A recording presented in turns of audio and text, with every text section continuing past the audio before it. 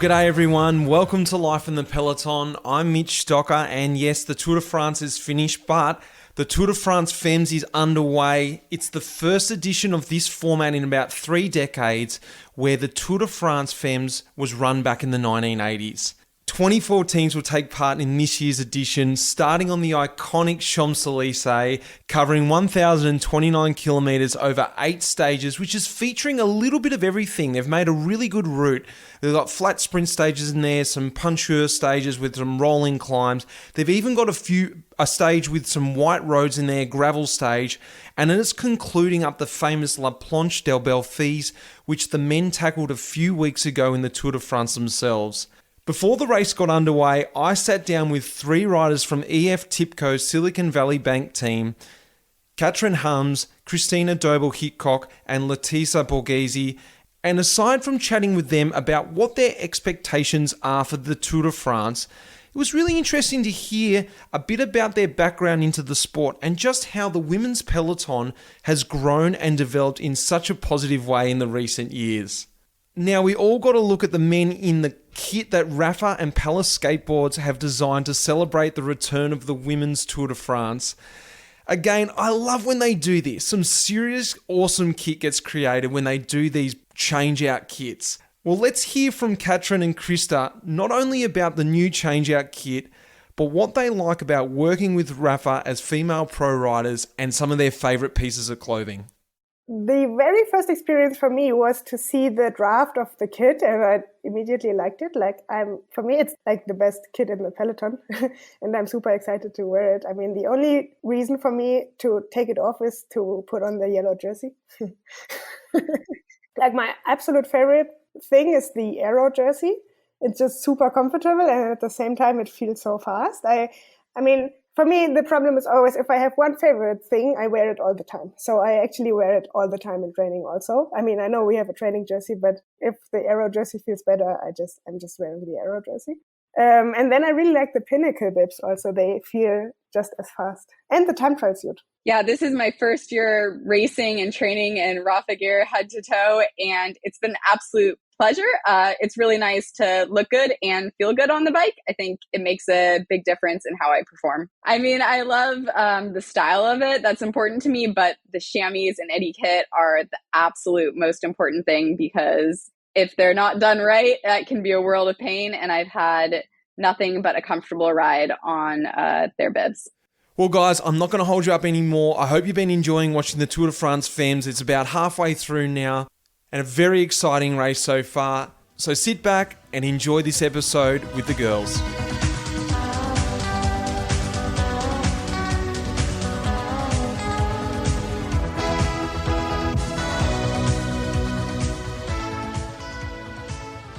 All right, we're here with my first guest, Kathrin Hammes.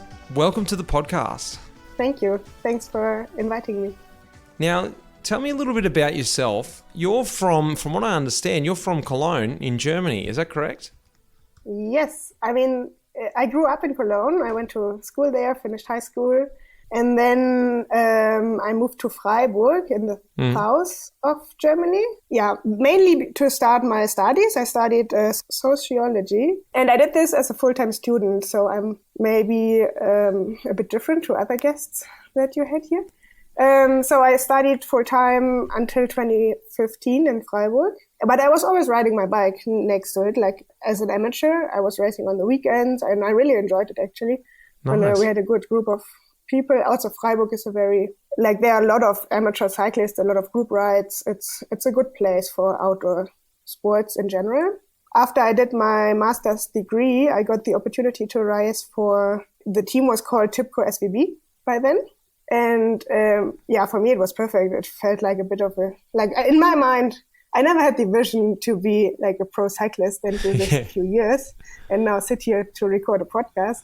It was more like, in my mind, it felt like a gap year, maybe. For sure, I was not planning to do this more than 5 years. But then I really got into the sport itself also. Yeah, I mean, I got more competitive, and I really enjoyed being a full-time cyclist. And now I'm here. Well, what's not to love about it? And then this is something that I'm finding out with a lot of the female pros. They've all got a really good education behind them, and most of them have a degree.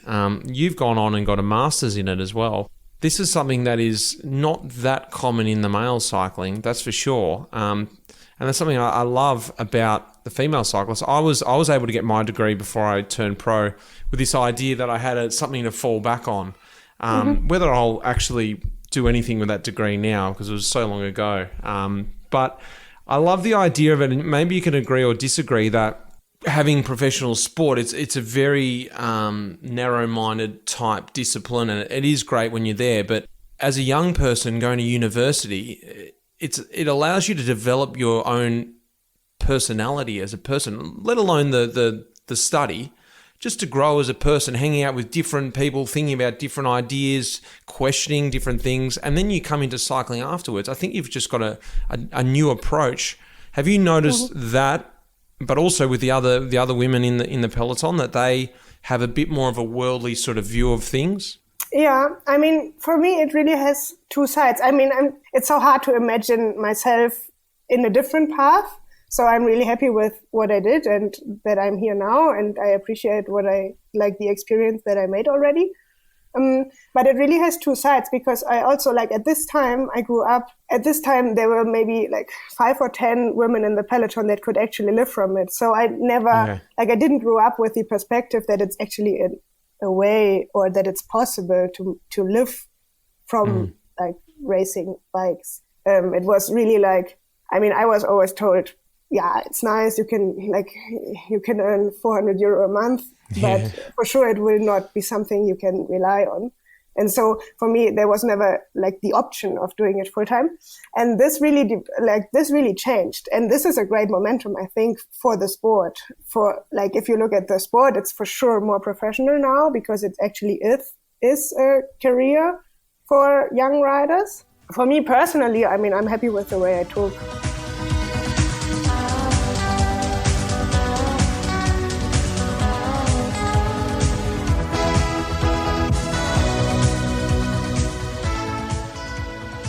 I'm Krista Doebel-Hickok. I am from Marina del Rey, California, and I've been riding professionally since May 2013, when Linda Jackson signed me with what at the time was Team Tibco. And now we're EF Education Tibco SBV. So I ran cross country and track and field. So I did cross country, then indoor track, then outdoor track. So every season, every semester I was racing at Vanderbilt University. So at the time, it was very important to me that, I made high grades and everything was perfectly perfect and set me up for a perfect life. And then I graduated and I was injured. I was tired. I was frustrated. And I was still I'm going to do this perfect life and I'm going to go to grad school. I figured maybe for law or, I studied economics because it seemed I remember flipping through the catalog and I was looking for something like business, something that seemed relevant to life. How I got into cycling was I could not run. I was not good enough to run at the professional level. I was too injured to run for even happiness or health or anything. So I was on a stationary bike cross training, and I came home. I graduated mid-year. I was on a 5-year scholarship, and after 4.5 years, I was done with my degree. And I was like, I'm getting out of here. If I can't run anymore, I'm done with my degree. I don't want to just study more for the sake of studying more. So I went home to California, and I told my parents, look, I just need 2 weeks. Just get a bike, ride, be happy, get my life together here, just 2 weeks to get some equilibrium. And I mean, what parents going to say no to that? 2 weeks to, get happiness? I mean, if we can get 2 weeks and happiness, this is great. So that was the plan. So I was like, look, I got a bike, things are going good here, but I'm going to need 2 months. I graduated in December. By February, I was already racing. I was already on the podium. And I realized I liked this. I had the desire to race again. And I wanted to see if I could do something in the sport. And so after my first race, before the 2 months had passed, I announced that I needed 2 years. And this is a little bit different. We went from 2 weeks to 2 years. And within those 2 years, I did go pro. Now, of course, what going pro means, I signed for a professional team. That's about all that it means at that point. and I was nowhere near ready to race at the professional level. And I had no idea what it actually meant to race at the professional level. And I was basically just riding my bike around, crashing all over the place. But the director and Linda and all the staff, like, they saw a lot of potential in me, and they were ready to like support me through that. I think it's really good that I was able to say, you know, I need to just pause and figure out what I want to do with my life. And yeah, so that's kind of how I ended up where I am. Tell me about your 10,000 meter time. What sort of runner were you? Just to give everyone a bit of, you know, perspective. Yeah, it's quite interesting. If I were to say what kind of runner I was, I'd say I was a really broken runner. I ran 35:40 for my first attempt at the 10K, broke the school record, and then every 10K after that ran slower. So that pretty much summarizes my college career. I think like that's one of the good things about cycling is like you have to be like really well physically, mentally, and emotionally to race a bike well. Running, you can kind of, I mean, you can just collapse on a track and it's not a big deal. You're like, oh, she was tired or whatever. But the bike, I mean, you're going at, you know, 50 kilometers per hour, you know, or 60, 70 sometimes. Like, you better have your act together.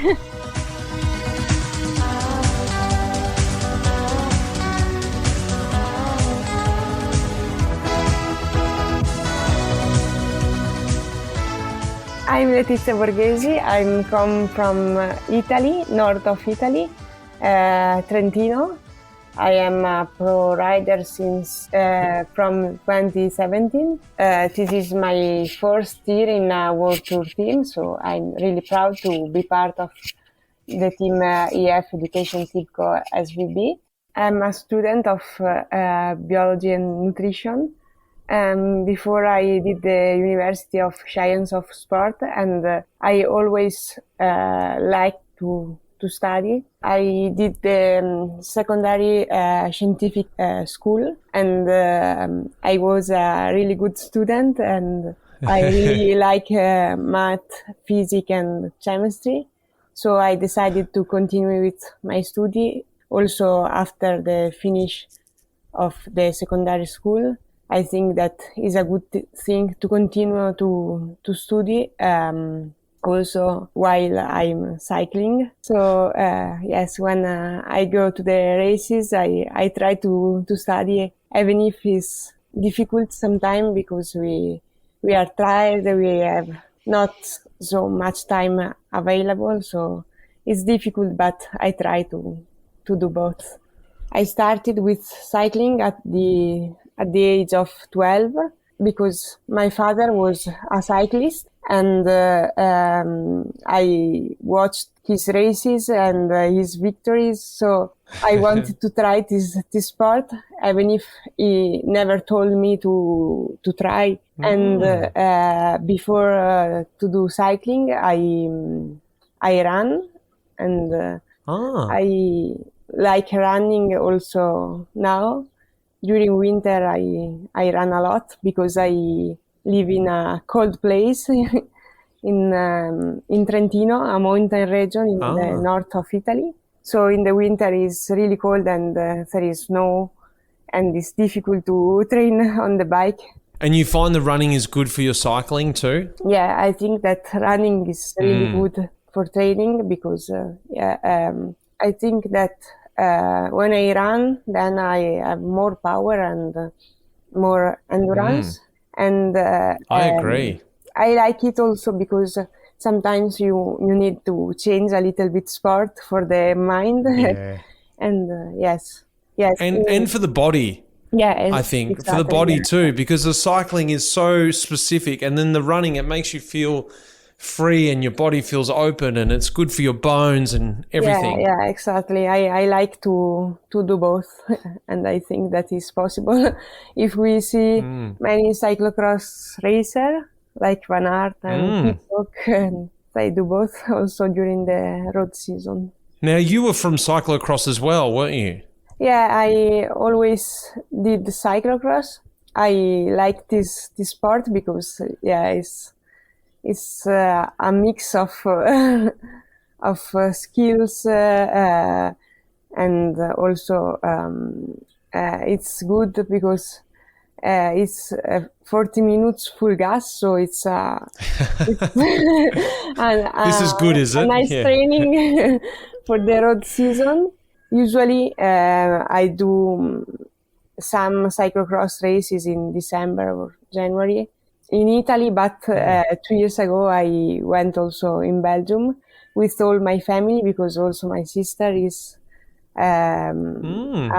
yes, cyclocross racer. yes. And my parents did also the races with amateur, so all the family were racing, and it was a mess because at the end we had like a mountain of dirty clothes to wash and in the camper, and it was an adventure every time. Are you also noticing that some of your teammates, they're studying as well, or they have a degree, or, this emphasis on education in the female peloton? Is that something that you see a lot? Yeah, I think that the women peloton is well educated.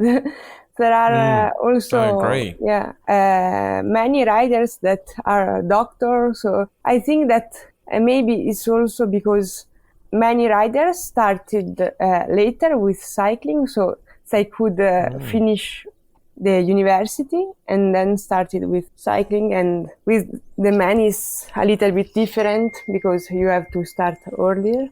Tell me about when you were young. There was no Tour de France for the women. There was no Paris-Roubaix for the women. Now things have changed. What was your dream when you were young as a rider coming into the sport? The race of my dreams has always been Tour of Flanders, but now with also Paris-Roubaix and Tour de France, we have a lot of more dreams. Like, so amazing to have all these nice races in our schedule, and I think that Tour de France is something really special, and it's a big step for the women cycling to reach the male level.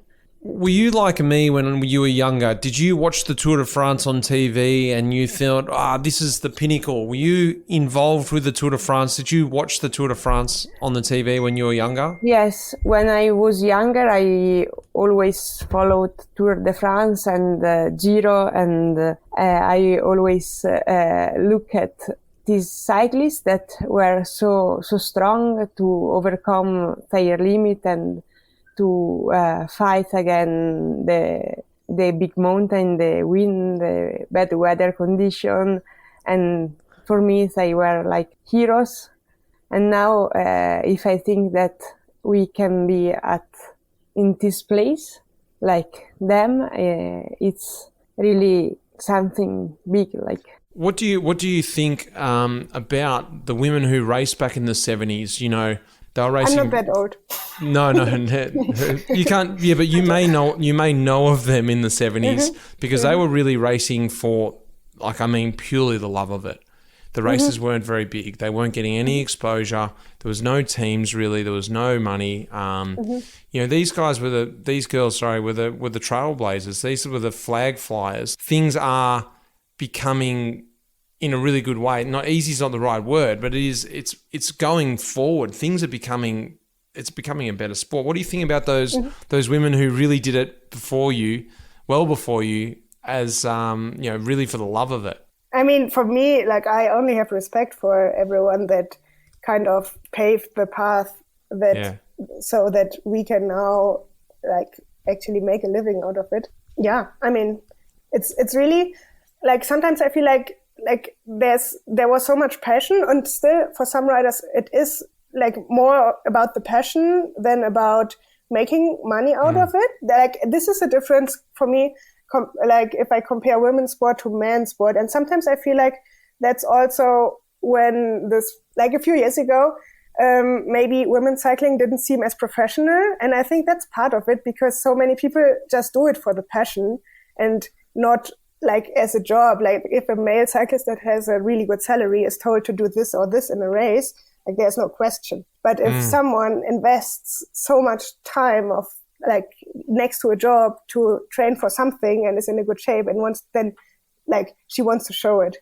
And maybe that's like in my mind, that was maybe a reason why it sometimes didn't seem as professional, but this is really changing. It changed a lot over the last few years. Definitely. Yeah, you can definitely notice the style of racing. And do you feel a responsibility about the next generation? Like I just said about the generations or the few generations before you, keeping this racing, do you feel this responsibility to keep the racing interesting, to make it feel like exciting? Because I feel like the women's cycling comes under a lot of scrutiny as soon as it falls back or the race is deemed boring or not professional. Do you feel this responsibility like, hey, we need to keep this racing exciting for the future, for the next girls coming through, because it's got this momentum and you want to keep this momentum. Are you feeling any kind of responsibility? Yeah, I mean, for sure, as cycling in general, I do, yeah. I mean, there's only that much I can do myself as a rider in a race to achieve that. But as a representative of the sport, for sure, yeah. I mean, it's mostly in, like, if I train with young people, it's kind of new that if I train with, like, firstly, to me, it's always new that there are groups of women, like girls, actually, because when I grew up, I was always the only girl in a in a boys club. But this changed already, and there are a lot of races for girls. And actually, I can tell them now, focus on the sport. Why not? Try. You like, there's a good perspective for you. You can for sure try for a few years. And this is different. Like, to me as a child, I would have never said this. I mean, there was no perspective. So, like, there was no point in not doing my homework to spend more time on the bike. When you think back to the 70s, the women racing back then, there was no teams, there was no races as we know of like today. And these women were racing really, really for the love of it. And I'm not saying you're not either, but times have changed. There's great things now like the Women's Tour de France, the Giro, things like the sort of the Roubaix as well. Great sort of things to race for. What do you think about those original pioneers? And do you feel like a bit of a pioneer now for yourself, someone who is sort of feeling this pressure to also fly the flag for the future generation as well? Like, I have a responsibility to give the best possible sport to the future generation, but that does not necessarily equate to exciting racing. I think what's important to push for is very professional standards, a very professional sport for the next generation. And I think that we are seeing, but that doesn't always mean that we're just going to go attacking full gas from kilometer zero, because that's not necessarily the best way for us to win a race, right? So sometimes a team needs a very aggressive race that's raced hard from the start, and sometimes a team is, down half its riders, and its best chance is to ride in the peloton and, attack with 5K to go or something, and I think people don't always understand the sport. I think when people better understand the sport, they can appreciate how different teams are racing. It becomes really fascinating. But yeah, I mean, I think already in terms of health and well-being and salaries and opportunities, where we're at now compared to where we were when I first started racing professionally is, I mean, you can't even compare it. I mean, the things that new racers come in and are like, oh, this is not good. I'm like, oh no, this is like amazing. Like, you should have seen where it was 5 months ago, 5 years ago. I mean, and it's a difficult thing because we're always pushing for better. But then I think, especially on the women's side, we always feel like we have to appreciate what we have. But yeah, I mean, I think the rate at which the sport is progressing, I mean, it's just going to keep getting more and more professional. Yeah, I think that we should every day fight for increase the level of women cycling and improve the things that are still not working at 100%. And it's important to fight and show our values in the races, because now we have also a lot of more public and many young girls watching to us. So if we can give them strong emotions and feelings, they will start to try this sport, and this will be a win for women's cycling. Let's talk about the Tour de France Femmes. Let's first of all talk about that name, because what are your thoughts on the name Tour de France Femmes, and not just called the Tour de France? I think it should be called the Tour de France, the men's race and the women's race. What do you think?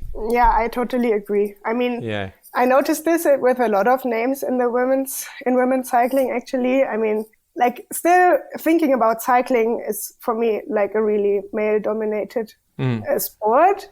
Like, there are a lot of examples. Like, there's a world tour and a women's world tour, like there is a Tour de France and a women's Tour de France, or Tour de France Femmes, or the same with Paris-Roubaix.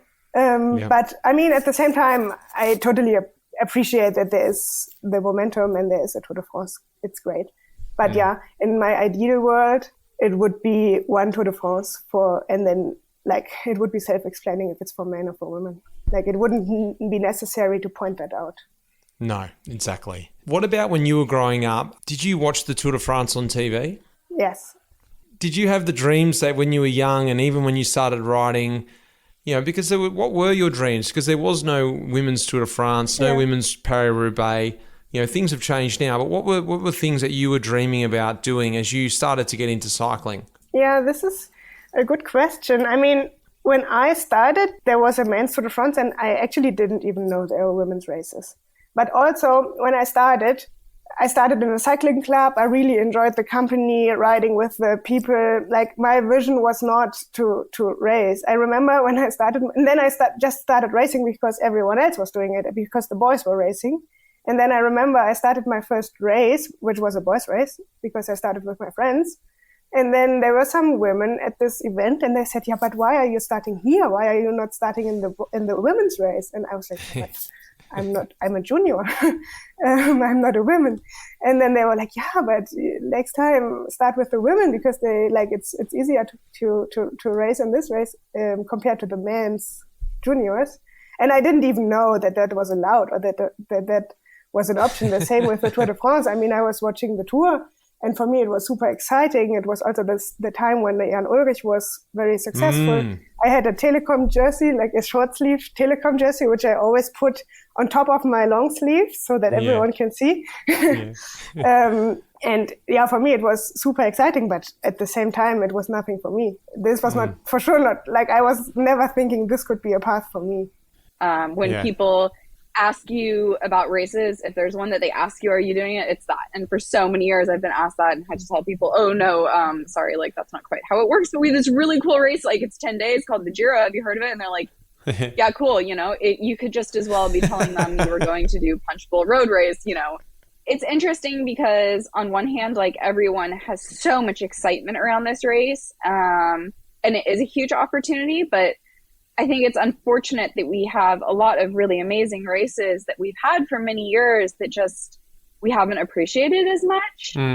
And so, yeah, I hope that with this exposure, maybe people start to realize, like, oh, wow, that was really cool and exciting to be a part of, fans from the fan perspective, and that we can make them realize, oh, and there's a whole bunch more races very similar to this. Well, it's being promoted now as the first Tour de France for females, but clearly that's incorrect. Did you know that the first Tour de France was in 1955 for females, for women? I didn't. I mean, I knew there was a Tour de France before, with like the last edition, I think, in 2009, or similar to a Tour de France.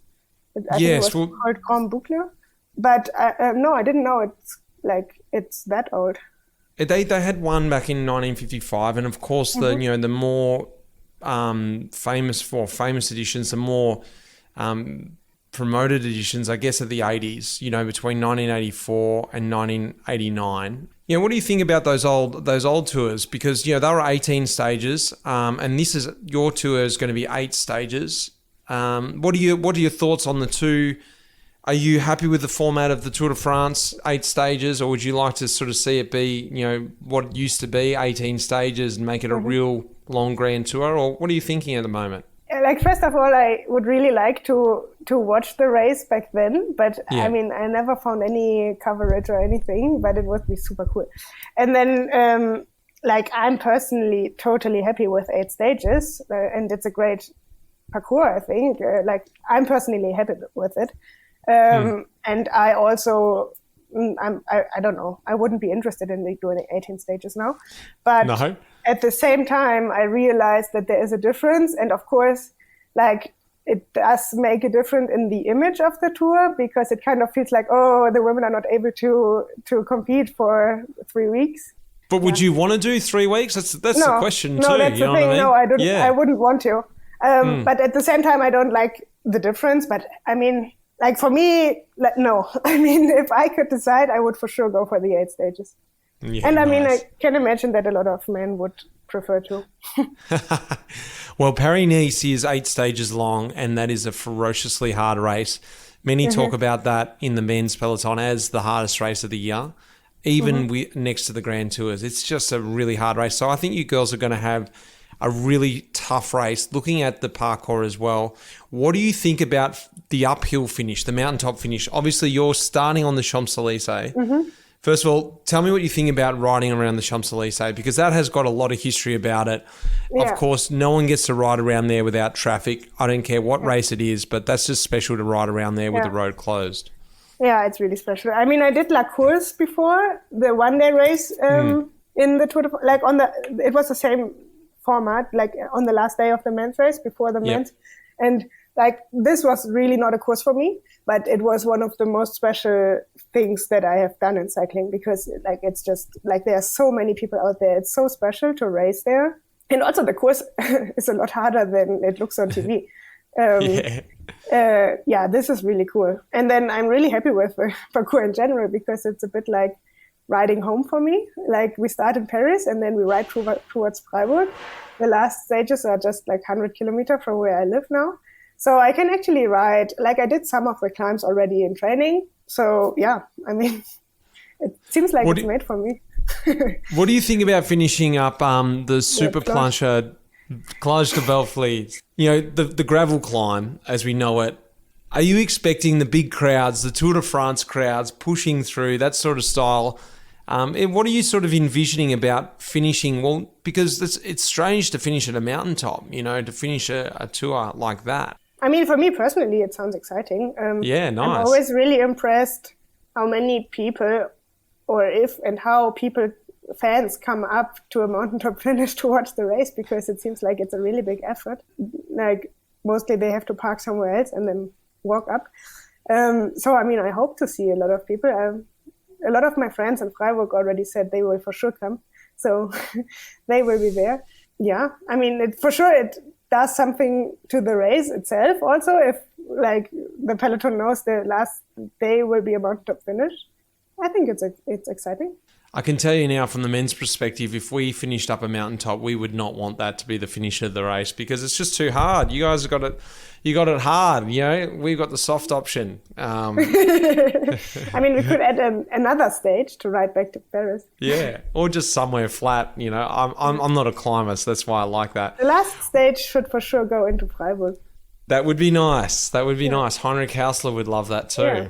You know, what are you feeling about the parkour of your Tour de France? Yeah, I think that is a really good idea to start in Champs-Élysées with so much public, and to match our first stage with the last one of the men. It will be really special to start in Paris in front of Tour Eiffel Tower, and I really looking forward to this first stage, because it will be the first fight for the yellow jersey.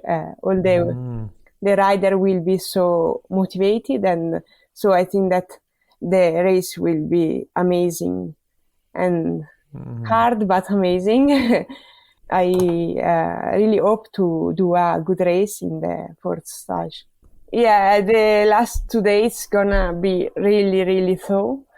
I only view the stage on VeloViewer, so I didn't do the recon, but many riders that tried this stage told me that were so hard. So our tour will be decided in the last 2 stages, and this will be, on one hand, this is a good thing, because you don't know the final general classification until the finish. So it's the public and the supporter want to follow every stage and every minute after the until the 8th finish line. So this is cool.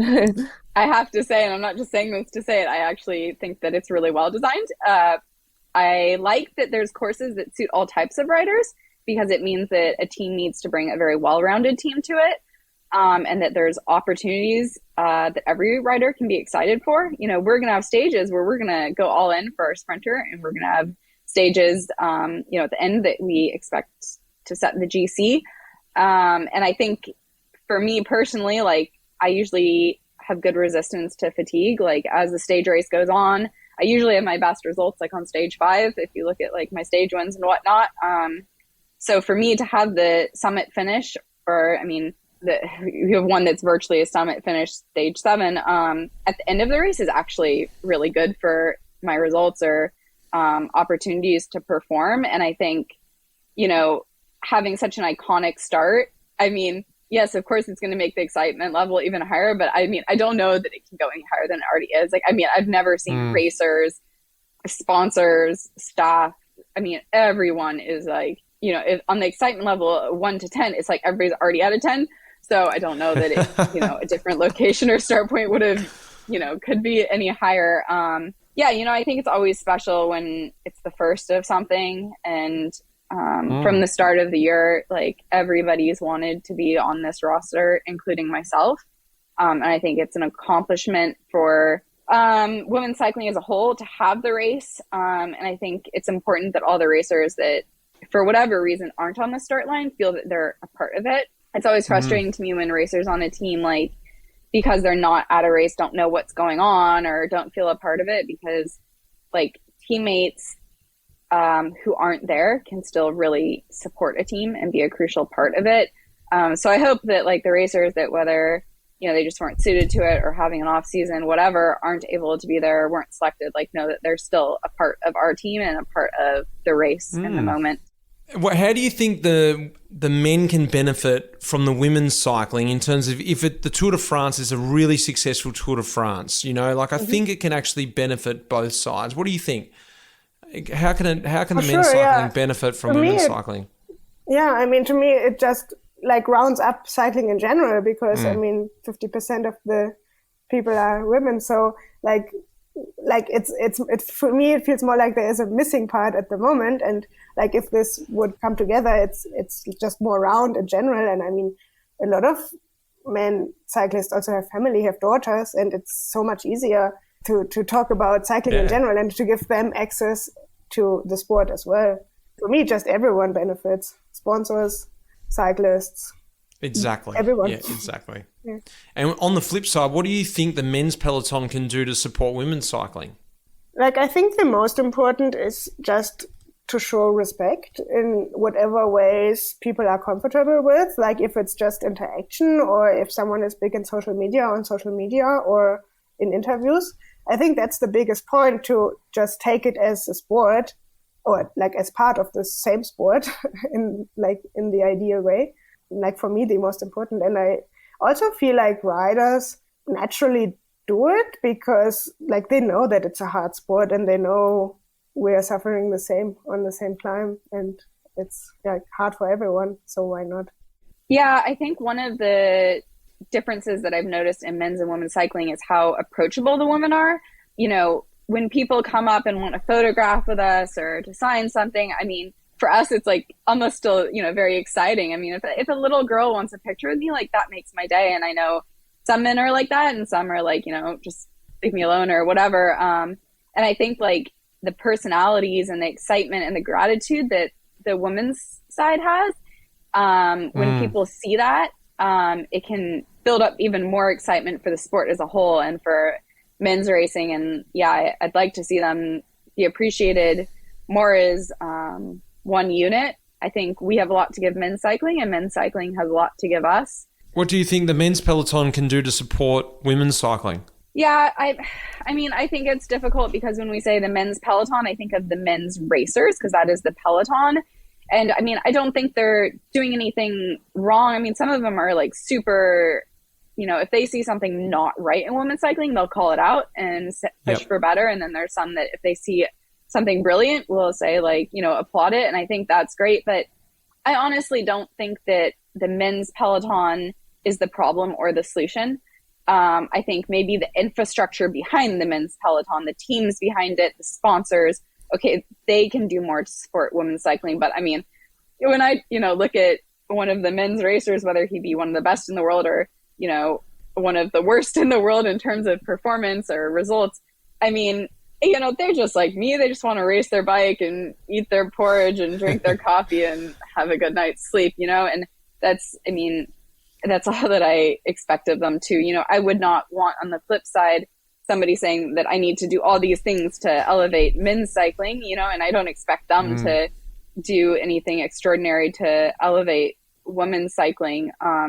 And I've met some really amazing men's racers, like when I first started cycling, that, would let me train with them and, just show me that like they wanted the best for me. And I think I've always had a lot of men in my life, whether it be a coach or another cyclist, that like they just wanted to see me happy. And when you're happy, you're the best bike racer you can be. So I don't know. I felt nothing but support from like the men's peloton. The question I think to me is more, how can we bring on more sponsors that are putting massive funds into men's cycling, put a little bit more into women's cycling? And I think yes, because now the men world of cycling is really near to women world. Like many teams has men and also women. So if the level of women improve, like a consequence, also the level of the men's cycling will improve. And yes, I think that if women's cycling improve, like a consequence, also the men one. Yeah, I think that men can support women's cycling like with respect, like they should consider us like at the same level, not at lower level. I think that men cyclists are men riders are really good in supporting women cyclists because I think that in the last years the riders are considering more the woman, and they understand more our values. Like also with Annemiek van Vleuten that train every day with men, they maybe understand that our level is pretty high, and it's not easy to win a women race. So I think that we did big step already to reach a same level. What do you want? What do you personally want out of the Tour de France yourself? Have you got any? What are your personal ambitions? What do you want? It could be a stage win. It could be the atmosphere. It could be a whole lot of things. What are you expecting out of the Tour de France? I mean, I'm really looking forward to it. I'm super excited about the idea of racing something that is called the Tour de France.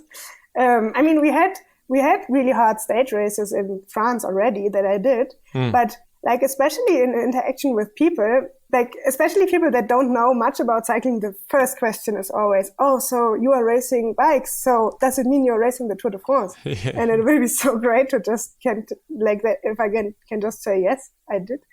And then for me personally, I mean, of course, I want to be in the best shape possible. And then I think also with the team, we can do some really cool stuff. I mean, we have really strong climbers on the team that can surprise on this Planche de Belfi. And of course, we can also go for opportunities and stage wins. I mean, that would be ideal, but it seems like a dream. Perfect. That's great. And is there any particular stage that you're looking at yourself? Are you thinking, I really like the last stage, or are you just going to see what happens?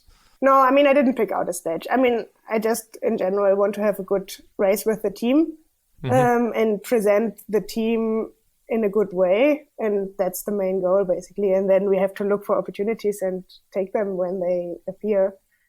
My goal is to cross the last finish line of Tour de France satisfied and with the awareness that in the future I can do a lot in this race, but I want already to do some good results, and I'm training really hard for this. I think that I have some stage that are really good for me, like the third stage that is similar to a classics race.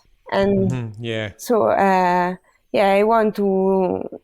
would like to have already some good result, but also to be satisfied with my, not only for the results, but also for my performance. And I'm to come out from the tour with more self-confident. Like, of course, like as a climber, I would like to show up in good enough form that the team wants me to have the opportunity to, go for a personal result on the summit finish. Cool. But if I'm not, with that kind of form, then, I won't. I will probably ride a support role for Veronica. But yeah, I mean, I think, ideally I would like to come in with very good form and just be completely empty at the summit finish. I think that's like the greatest feeling when you just know you gave everything that you have and the tour is over. But that's part of racing.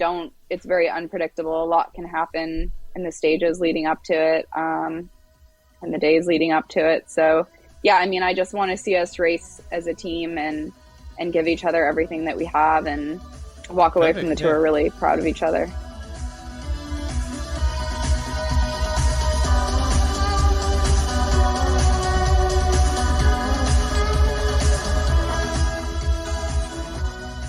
Well, there we have it. I hope you were able to learn something a little bit more about the women's peloton, each of these three girls, and also a little bit about what it means to them to have the Tour de France Femmes back and rolling again, but also just where the direction of the women's peloton is going and how strong it is now with the support, with the sponsors jumping on board, and what this can really mean for cycling in general, I think.